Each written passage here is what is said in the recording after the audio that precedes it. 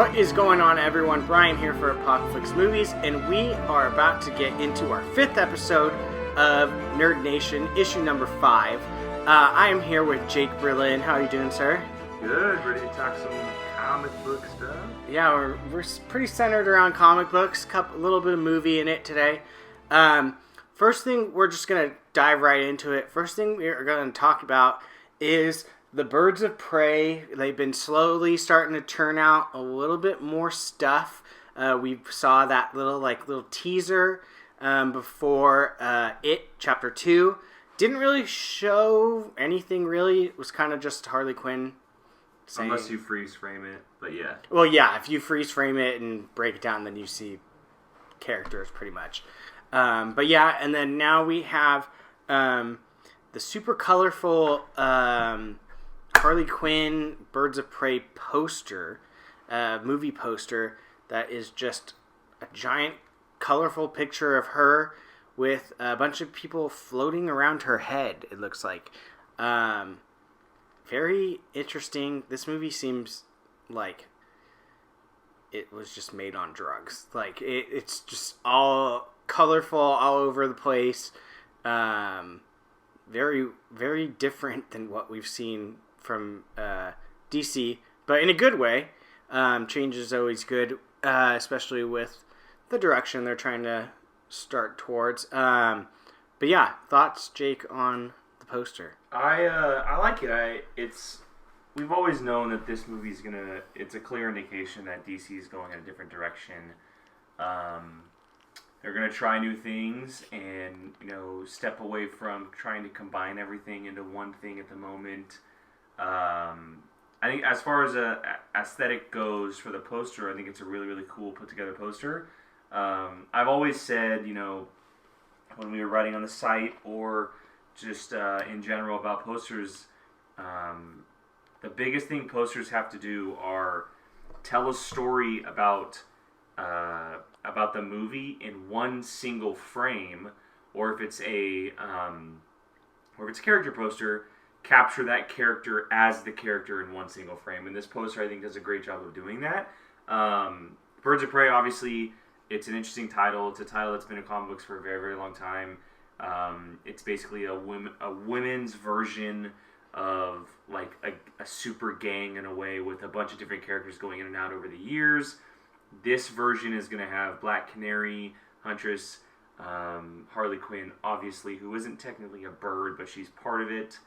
And then maybe a couple characters in there. And obviously the characters you see, Ewan McGregor and Mary Elizabeth Winstead and so on, their characters are smaller in front of Margot Robbie's face with a bunch of wings. Kind of the playoff of the old cartoon where someone gets hits in the head and a bunch of angels are flying around, or a bunch of birds flying around. I didn't even think about that. And you can see her by her reaction on her face. And so they're teasing you with what to expect with this type of movie, that it's going to be a little bit of a different take. They're not going to go from the classic seriousness of, Batman v Superman or something like that. Not even Suicide Squad. It's going to be fun. It's going to be vibrant. It's going to be interesting. It's going to be unlike something you've seen before. And so I think the poster does a great job of capturing that. And hopefully it captures people outside of the realm of the movie space, because this is a movie that could get a lot of people back on board with DC movies. Yeah, I mean, like we said, it's a complete change from what we're used to. I was looking at it closely. You see a neck tattoo. It says "Mind Over Mayhem." Mind Over Mayhem, which is, it's obvious with Harley Quinn. Yeah, I mean, she's definitely a wild card character. She's all over the place, and I almost kind of feel like that's where this movie's going to go a little bit, too. Kind of just, like, all over the place, but, like, a structured way. It's going to try to do what Suicide Squad tried to do. Yeah, pretty much. I mean... Or may have done before people got in the editing room and cut together David Ayer's film. So yeah, I mean, so it's very interesting. I did not even realize the birds flying around the head thing, the insinuation. Classic cartoon type of thing, or a classic comic book type thing with animated shows and stuff like that. I mean, it makes so much more sense, and it makes, for me, someone that didn't realize it, like it that much more. Love the colors, love the brightness of it, and just And it's a clear shot that it's a Birds of Prey, but it's almost in a way a Harley Quinn movie. Yeah, I mean, to me, it always really kind of was.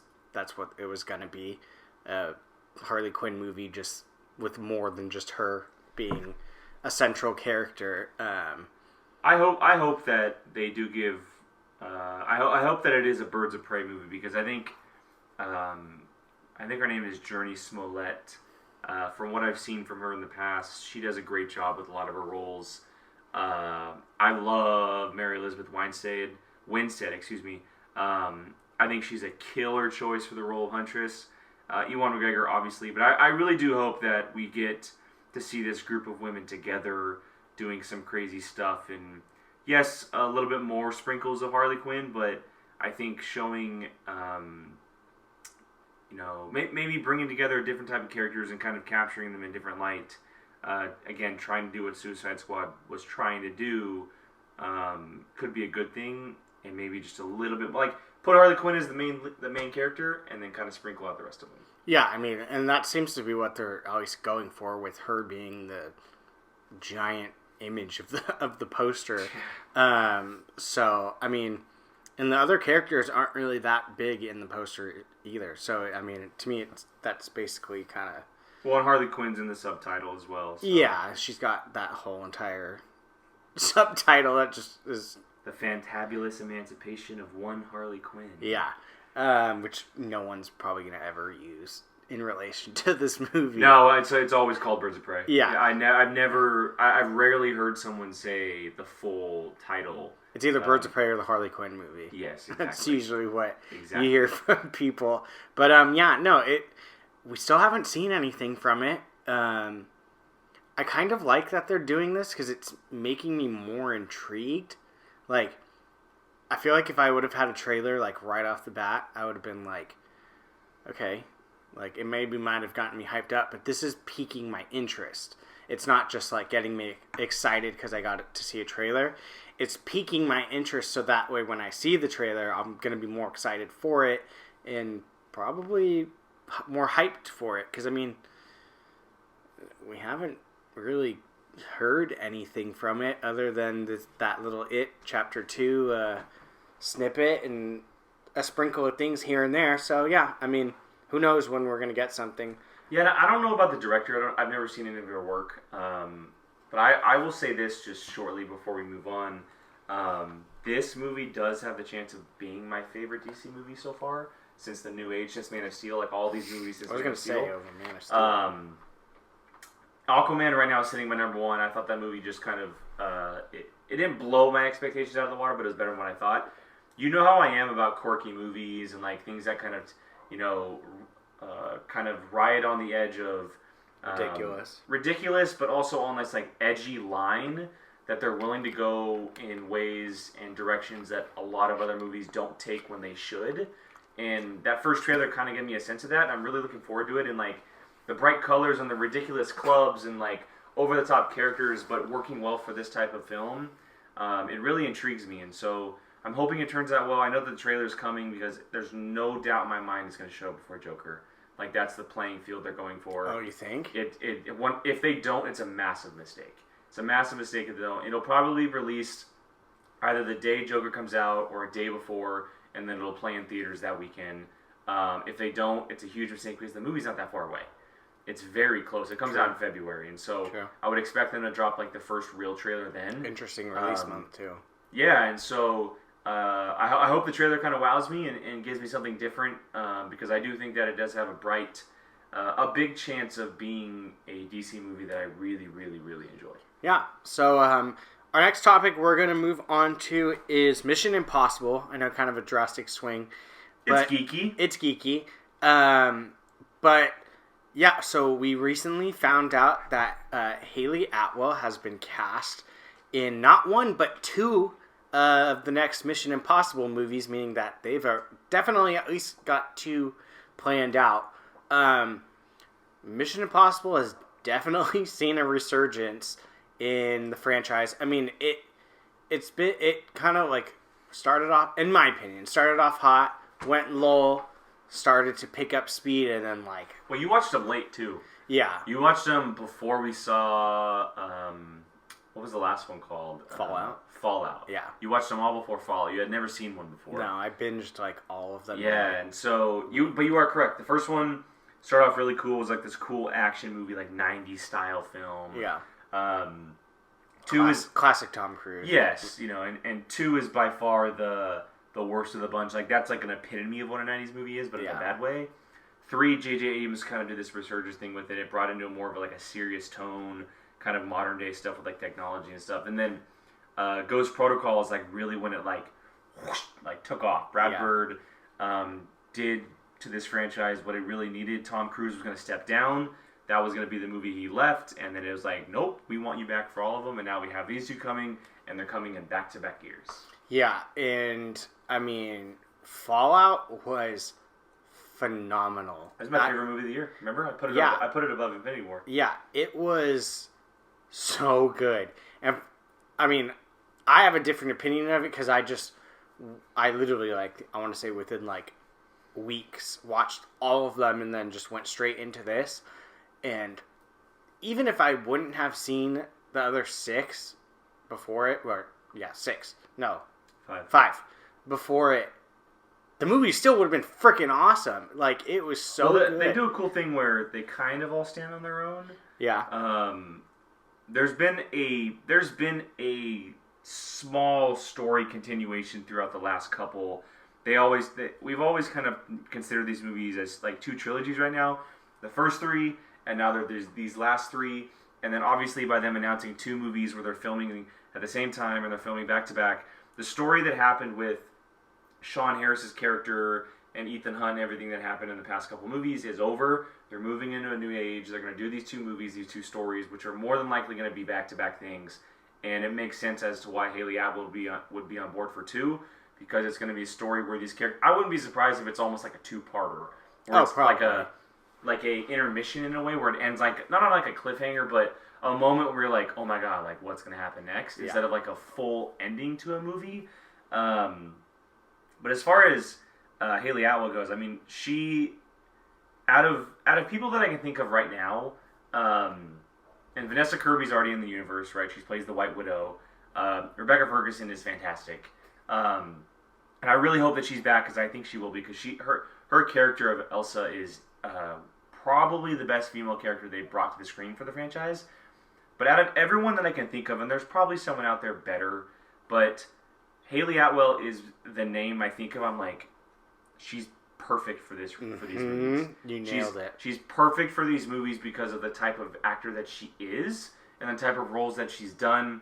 Plus, she has the accent already. Right, she kind of does this British spy type thing on a bunch of different shows and movies, and so whether that plays into it, I'm not sure. But she's really like a perfect choice for this type of movie, and I'm really looking forward to it because obviously we have a connection with her in the Marvel movies. Her as Peggy Carter, but I think that she's a very, very underrated actress in general, and to see her play opposite Tom Cruise is gonna be really fun. Perfect segue. I think her and Tom Cruise are going to be amazing. And I hope they have a lot of time. Like I hope that she's almost like brought onto the team in a way, because they've always done that over the years where they've switched out team members, right? Like it's always kind of been like a rotation, like every movie. And the past couple have kind of been the same, but that doesn't mean they can't include someone else. And it would also be really cool to have 2 women on the same team to see them kind of clash, because we know that Elsa and Ethan are together, basically, and to see not Peggy Carter, God, why did I say that? To see Hayley Atwell come in, and we also obviously know she's incredibly easy on the eyes. Oh, yeah. And so to see her come in and be in that atmosphere would be really, really fun. What if she's the villain? I wouldn't mind it. I really wouldn't mind it, like maybe like a double agent, but again, we've seen that so many times in this. That's true. That was literally the last movie. There's a lot of times in these spy movies where that happens, so I hope that she plays like an MI6 type agent, or someone who's working for some kind of secret organization, or maybe Ethan Hunt's organization is now under the head by someone else, and she's working with Alec Baldwin's dead. Yeah. Angela Bassett. Maybe she's working with Angela Bassett now, and something like that happens. But either way, I do hope she plays a good guy, because I think it'd be really cool to see her included, like opposite her Simon Pegg, or like I said, Rebecca Ferguson or Ving Rhames, like any of those characters with Hayley Atwell, it really heightens my excitement. I mean, her alone working off of Tom Cruise, I feel like is going to be awesome. Yeah. That was one of the main things that like kind of always bummed me about her in Captain America was because she only worked within that like one movie essentially for the most part with Chris Evans. We never got to see her work with all the amazing different actors throughout this Marvel universe. Yeah. But she was a perfect oh yeah, no, she was absolutely phenomenal, perfect.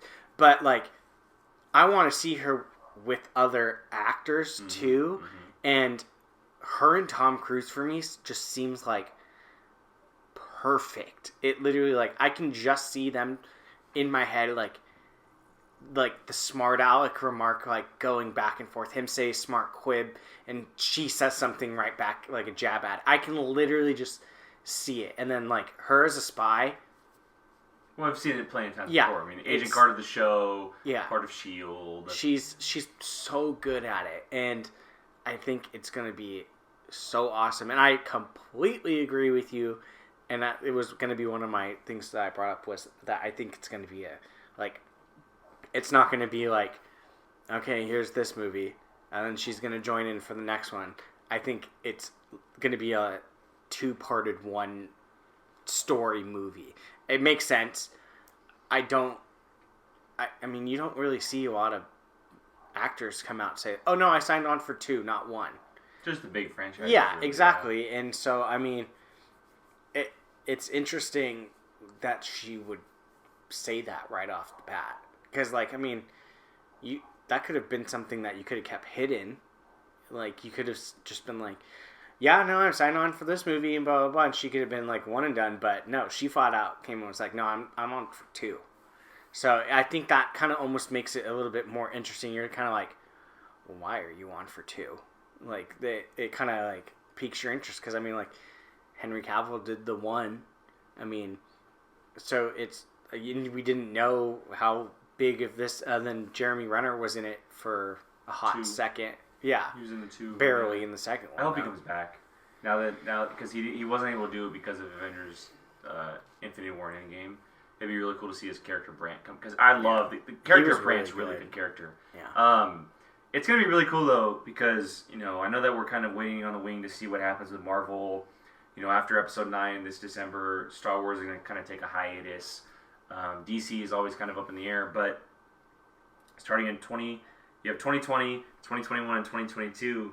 You have 3 massive Tom Cruise movies coming out in the summer. Top Gun 2 and both Mission Impossible. I forgot about. And so the next summers are going to be led by him, and he always gives fans what we want for a summer movie. Oh, absolutely. And so I'm very much looking forward to it in general, and throwing in Hayley Atwell and seeing her kind of be included in bigger franchises isn't only cool, but it's also going to be a step in a bigger direction, because I think we'll see her in a lot of different big roles down the road. Yeah, no, she deserves to be in a lot more than what she's in. She definitely is one of those actresses that's like phenomenal, but just isn't in a lot. Like, she was in that Christopher Robin movie. Movie didn't do like amazing, but she was great in it. Mm-hmm. And Agent Carter is kind of like became like almost like a cult kind of classic in a way, like not cult classic, but like, I mean, people want it revived on the Disney Plus. So I mean, she's bringing all these amazing like roles. It's just she doesn't get to do it as much. But yeah, so I mean, we're definitely both excited for it. I know Jake was very, very excited when he found out. Yeah, I picked this topic over what was it, Tomb Raider?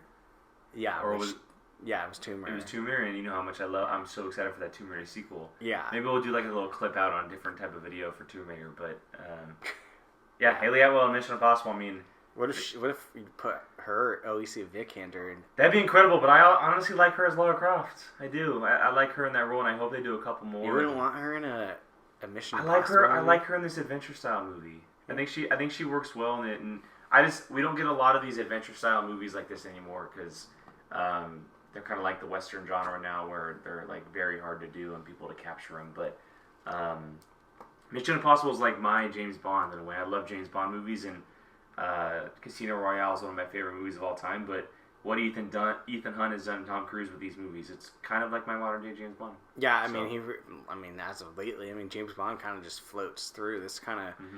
It's the American version, essentially. Exactly. But yeah, so then we're gonna move on to our final topic, our big topic. We're jumping back into the DC.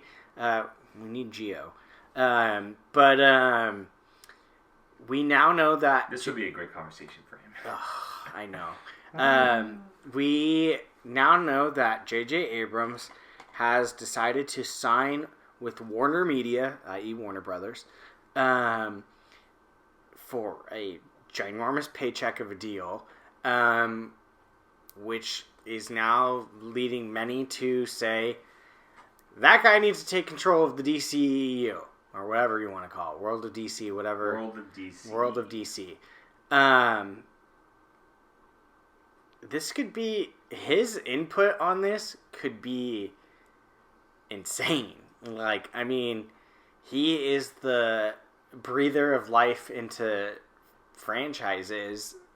Almost. I mean, we saw it with Star Trek. We saw it with Star Wars. Mission Impossible. So, I mean, like, granted, it's not like they're not going to make the DC movies with or without him. But his input could be huge. I mean, he could be like, that's not going to work, and change something, and it could just catapult it into something else. I'm all for it. I'm sure you have an opinion on it. Yeah, I mean, his deal in general, I think, is exciting because he has his hands in a lot of different pots and a lot of different sinks. It's almost kind of interesting why he chose Warner Brothers. Well, I think they offered a little bit more to him, and there's a lot of factors, you know. And there was a deal. The deal was for $250 million, and that includes with this company Bad Robot, which produces a lot of great films and television. That's a key here is the television. And just quickly, he turned down a deal that was reportedly worth $500 million with Apple to do this. Yep. And so, which is insane to think that this guy is pulling. I like that he did it though. Oh yeah, no, absolutely. I think it's a better choice. Yeah, it's the theater factor and it's the network television factor, and there's a lot of different elements to this deal that a lot of people aren't thinking of because they're thinking of like the DCEU and stuff. And I'm gonna get there, but it makes sense for him because he's a great director. I love his films. I really do. I love the approach he takes to them, and I love the kind of the nature that he brings to certain stories. But he's a really, really good producer. A really good producer. And one of the properties that a lot of people, forget about or don't know that he did is Lost. Oh my God. If you don't know that, shame on you. He spent time on that, and that he was a big part of that, and he's done a lot of other stuff. And so the reason he accepted this, in my opinion, is one, what Warner Brothers is able to do as far as studio films go, the money they have involved, but also their new streaming service they have coming out, HBO Max.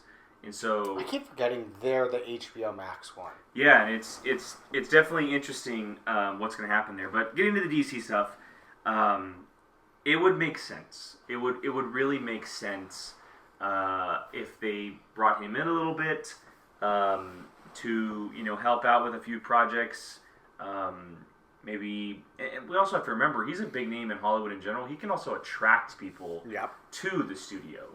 You put a DC movie produced by JJ Exactly. Abrams, and it's exactly. like, oh, okay. But this is also another thing to keep in mind. Back in like 05, 04, somewhere around there, when he was doing the Mission Impossible movie, he was going to direct a Superman movie for Warner Brothers. Yep. He had a script. It was all ready to go, and then it just didn't end up working out. Funny enough, I think Henry Cavill auditioned to play that role, and he ended up getting down the line. But a lot of people love the script, just not the ending. A lot of people really, really love the script, and it was essentially a little bit of a different spin on the character of Superman. Krypton didn't blow up, and that's kind of the basis of Superman in general. I know it's weird, but the ending, Lex Luthor was revealed to be a Kryptonian, and he flew off into space, which was a wacky turn for a Superman movie. But here's the thing. He's had his hand with superheroes before, and he's had his hand with Warner Brothers before, and so it would completely make sense if WB is trying to do new things. Maybe he does direct a new Superman movie, because they've talked about that, or maybe he directs the Supergirl movie that they're planning on doing. And we've also, I know that you're probably going to bring it up, but we also have the James Gunn factor. James Gunn's now doing the Suicide Squad, and he just came out last week and said that he kind of wants to wrap up Guardians 3 and it maybe be his last hurrah with the Guardians. Not even kind of. He did say it. But that doesn't mean he doesn't do like an Avengers movie or some other property. Yeah. So, but he could very well just, plop right over and go to do some DC stuff. And so they're kind of slowly attracting these people to kind of come back on board. And I think JJ's done enough on the outside to be like, you know what? I haven't done a superhero movie yet. They're really kind of the craze now. I kind of want to do one. Warner Brothers kind of gave me this deal. They have a lot of properties they haven't touched yet. I mean, there's dozens of DC characters that people want to see on the screen.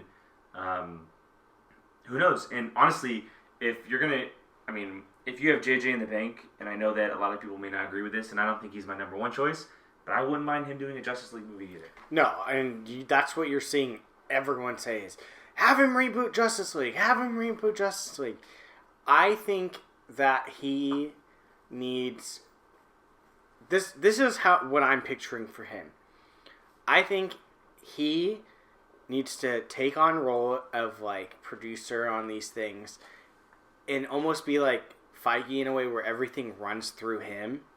Almost like I don't see JJ Abrams literally like planning everything kind of like Feige does, but I see him being like the guy that it runs through. Like the things go through him. He's like, yeah, do this, or, oh no, try doing this, changing it, and then it'll work better, blah, blah, blah, blah. I feel his voice is going to be the heavy voice throughout a lot of DC and Warner Brothers in general. I mean, you don't sign a guy for $250 million and don't use him that much, especially when he had a $500 million offer on the other table, which I think was genius on his part, because then everything at Apple would have been like streaming. It would have just been like JJ Abrams runs the Apple TV stuff. I mean, they don't have very much to attach to their name right now. So I think him getting his hands on some of these things, I almost in a way don't really see him taking one certain franchise. Like, I really honestly just see him having his hands in all of the pots and just like almost kind of like how Spielberg does, where he gets like that executive producer type, like, what? You're giving me eyes. JJ Abrams is essentially Spielberg's prodigy. Yeah, I guess. I'm not saying that in a bad way. I'm saying maybe he gets involved somehow. Yeah, I mean, Spielberg will never do a superhero movie of that nature. Oh, no. But having Spielberg on pointers and stuff could be very interesting. Yeah, I just see him, JJ Abrams, kind of doing that thing where like JJ Abrams or Spielberg doesn't necessarily like do everything, but his input is there. I literally have on the tip of my tongue a movie he just recently did. Spielberg? Yeah. Like Bridge Spies, The Post. No, it's something... The BFG. No, it wasn't something that he did. It was like he was the executive producer on. Jurassic World. Maybe it might have been Jurassic World. No, because that movie was meh. Jurassic World wasn't. Jurassic World. Oh, yeah. Second one. Sorry. I'm thinking Jurassic World. No, I thought I immediately went to the second one. Into the ground. No. But I don't know. I don't see him really like, because then I feel like almost if he sticks to like one is like in charge of Superman, then everyone's just gonna associate him with Superman, and like, I don't know. I just see him more having his hands in different areas, kind of over like the overlord of all of them. I don't know. I just don't see him. See, I think the opposite. I think I'd much rather see him take on a character. Really? That is because I can see him kind of being a Jean Favreau type, where he kind of catapults this new vision or a new idea into a character and kind of like stomps his foot and is like, here you go, this is what I'm going to give you, and it's awesome. And because look, let's look at the DC landscape quickly as much as we can. Birds of Prey is coming out. That's in the DC universe that we know. With Batman v Superman and Justice League and that type of stuff. Wonder Woman 1984 is in that same universe, but it takes place 30 years before. So, essentially, it's not really included in that universe, although it is. I mean, it didn't really necessarily connect to anything. Like Exactly. I don't think it's not like Batman or Superman showed up. So exactly, that's what I'm saying. Joker doesn't connect to these movies at all on its own. We don't know where the Batman stands with Matt Reeves. We don't know where that is as far as timeline. What type of character, separate, who knows. Aquaman 2 is on the way, yes, but again, we don't know how far away that is. And so, I kind of don't mind the idea of DC for the moment, for the next couple of years, being like, we're just going to make some good movies. Yeah. We're just going to make some good trilogies. That's what they need to do. We're going to reboot, maybe we reboot Superman and give him a trilogy, because JJ has the Christopher Reeve type Superman in his head. He doesn't have the Henry Cavill type Superman in his head. Yeah. I wanted to see the Henry Cavill type, yes, but JJ doesn't direct that type of movie. And so, I don't know, it'll be very interesting. Would I dislike the fact that if he stepped in and was like kind of overseeing all these movies? No. But I think his ability to, like you had mentioned, kind of re-kick a spark into franchises could be really cool. Depending on the character that you use. And I didn't even mention The Flash. Like, that's officially going with Andy Muschietti from the It movies, which could evidently restart the whole universe if they really wanted to, which would be very interesting. But as far as JJ goes, I think he's best when he knows what he's doing and focus on one single story or franchise or character. Just because that's what we've seen from him, but that's not to say that he can't produce other movies like a Green Lantern movie or... Please, dear God, please. JJ doing a Green Lantern movie. Please, dear God, Green Lantern. That'd be really cool. But yeah, I mean, I think that for me personally, I think I'd much rather see him take on a character or a franchise and then maybe produce other stuff rather than oversee, because we also have to think JJ's a director at heart. Kevin Feige's not a director. Yeah. He's not a director. He's a president of a studio and he knows what he's doing. That's not JJ. Like he's a filmmaker, and so putting him in that kind of role could crumble a little bit, because look at what Zack Snyder did. Yeah. He's a filmmaker. He was put in that role and it kind of just like fell apart. So I don't know. I mean, it'll be very interesting to see what kind of plays out over the next couple of years, or maybe even the next couple of months. Who knows? Okay, I retract my statement. If he takes over Green Lantern. Oh my God, I will lose my mind if he gets a hold of Green Lantern and starts like the whole Green Lantern Corps. Well, Green Lantern Corps, the movie, has never been removed from the schedule. Doesn't have a time. It's still considered in development, and so maybe he steps into that. Oh my God, because can you imagine what he did with Star Trek in Green Lantern? Maybe, him tackling a character like Hal Jordan or any of them. Yeah, Jon Stewart. Kyle Rayner, Guy Gardner. I would lose my mind. Be really cool. Jessica Cruz. I would lose my mind. It'd be pretty cool. If he got a hold of Green Lantern, I think Green Lantern's the character right now that everyone's kind of wanting, because the 2011 movie was just like such a stink bomb. Yeah. And it's been long enough to where people are like, yeah, we can use another one. Yeah, and I mean, people have been already like, put Green Lantern in Arrow, put Green Lantern, give us this. So his draw isn't like it was when the Ryan Reynolds version came out. It was like, okay, no one cares about this guy and they're never going to do it ever again. I mean, look at Aquaman. Aquaman was the butt of every joke of everything. A fish-talking superhero. Yeah. Jason Momoa makes Aquaman and he becomes people's favorites now. So, I mean, like, you put JJ Abrams in charge of Green Lantern, people were not going to remember the 2011 version. Agreed. So, I mean, I was going to say JJ Abrams changer. A game changer. But yeah, so that's our little spiel we got today of our 3 topics. We covered the Birds of Prey poster. We got a little bit of Hayley Atwell in Mission Impossible, the next couple of movies.